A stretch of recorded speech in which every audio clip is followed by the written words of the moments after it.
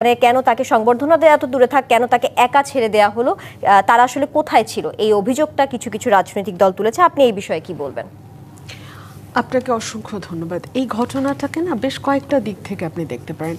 সরকার কেন হঠাৎ করে এই সফরে বিএনপি, এনসিপি, জামাত সহ অন্যান্য মানে যে তিনটা বিগ পলিটিক্যাল পার্টি আছে তাদের সদস্যদের কেন নিয়ে গেল? এক। দুই হলো, সরকার যদি নিয়েই যায়, সরকার কেন তাদের নিরাপত্তা সম্মান শেষ পর্যন্ত বজায় রাখতে সমর্থ হলো না? তিন হচ্ছে, এই ধরনের ঘটনা সরকারের সঙ্গে যুক্ত ব্যক্তিবর্গ দেশের বাইরে গেলেই প্রতিবার ঘটে। আমি বিষয়টার উপর আবারও জোর দিচ্ছি।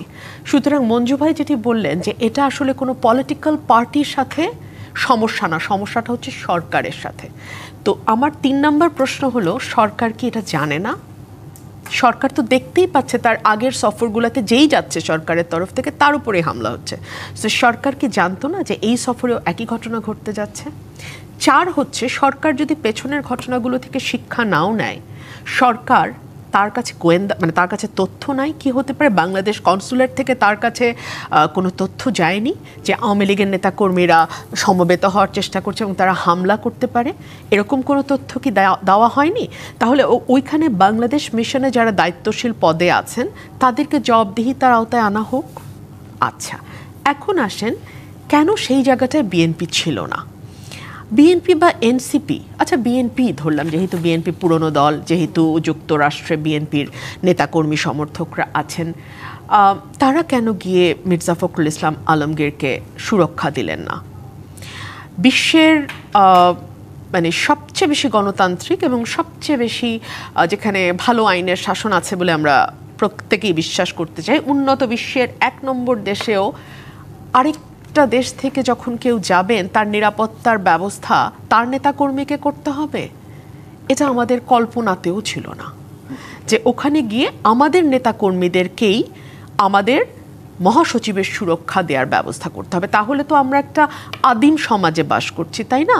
আমরা একটা ট্রাইবাল সোসাইটিতে বাস করছি। অবশ্য আপনি এই প্রশ্নটা তুলেছেন, এই প্রশ্নটা সারাদিনই ফেসবুকে ঘুরেছে যে জামাতের নেতাকর্মীরা তো ঠিকই প্রস্তুতি নিয়ে গিয়েছিল। হ্যাঁ, কৌশলে সেভ করে ফেলেছে জামাত নেতাকে। জামাতের কৌশল সবসময় রাজনীতিতে ইজ লিটল ডিফারেন্ট, বিকজ তারা একটা রেজিমেন্টেড ফোর্সের মতো, তারা একটা সুসংগঠিত সুশৃঙ্খল বাহিনীর মতো কাজ করে। আমি ৫ই আগস্টের পর অবাক হয়ে লক্ষ্য করলাম আমার ফেসবুকের বেশ কিছু সাংবাদিক এবং বেশ কিছু ডাক্তার জামাতের সাপোর্টার। আমি কিভাবে বুঝলাম তারা জামাতের সাপোর্টার? জামাতের থার্ড ক্লাস কিছু অনলাইন প্রোপাগান্ডা আছে, যেখানে AI generated photo, AI generated জিনিসপত্র, যেটা আওয়ামী লীগ যেটা করতো আর কি, মানে সেম কাইন্ড অফ থিং তারা করে। তো যখন ওই ধরনের শিক্ষিত ডাক্তাররা ওটা শেয়ার করা শুরু করলেন, আমি একজনের প্রোফাইলে খুব অবাক হয়ে গিয়ে জিজ্ঞাসা করেছিলাম যে আপনি না একজন ডাক্তার, শিক্ষিত মানুষ? বলেন আমি এটা ফেসবুকে দেখেছি। উনি আবার লিখছেন কমেন্টে। সো এই যে এতটা নিচে নামা পলিটিক্স করতে গেলে, এটা একমাত্র জামাতের মতো একটা রেজিমেন্টেড পার্টি পারবে। সো জামাত জানে যে ওই রকম একটা নিচ স্তরের ঘটনা ওরা হলে ঘটাতো বিদেশের মাটিতে। সো তারা জানে আওয়ামী লীগ কী করতে পারে, and they took proper protection.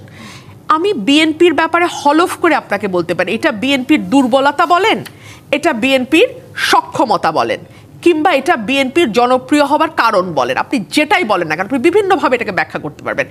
বিএনপির একজন শিক্ষিত প্রফেশনাল কখনো third class Facebook post share করবে না, এটা ওর রুচিতেই যাবে না। যদিও সেটা তাকে পলিটিক্যাল মাইলেজ দিবে বলে সে বিশ্বাস করে, কিন্তু তার শিক্ষা, তার পারিবারিক শিক্ষা কোনো কিছুই বিএনপির একজন নেতা কর্মীকে অ্যালাউ করবে না ওই থার্ড ক্লাস ভাষায় কথা বলা, ওই থার্ড ক্লাস কর্মকাণ্ডের সঙ্গে নিজেকে যুক্ত করা। আমি বিএনপির সঙ্গে গত 15-16 বছর ওতপ্রোতভাবে থেকে আপনাকে এই কথাটা গ্যারান্টি দিয়ে বলছি। অনেক সময় আমাদেরও দুঃখ লাগে যে এত নোংরা নোংরা প্রোপাগান্ডা আওয়ামী লীগ চালিয়েছে, এত নোংরা প্রোপাগান্ডা জামাত করছে, পাল্টা কেন বিএনপির নেতাকর্মীরা জবাব দিতে পারে না? বিএনপি না আসলে তারাই করে যারা ওই জায়গাটা নামতে পারে না। ওই ধরনের মানুষ, বিএনপিকে ভদ্রলোকের দল বলা হতো না, বিএনপি কিন্তু এখনো ভদ্রলোকেরই দল। ওরা না ওই জায়গাটায় নামতে পারে না, বুঝতেও পারে না কি করবে।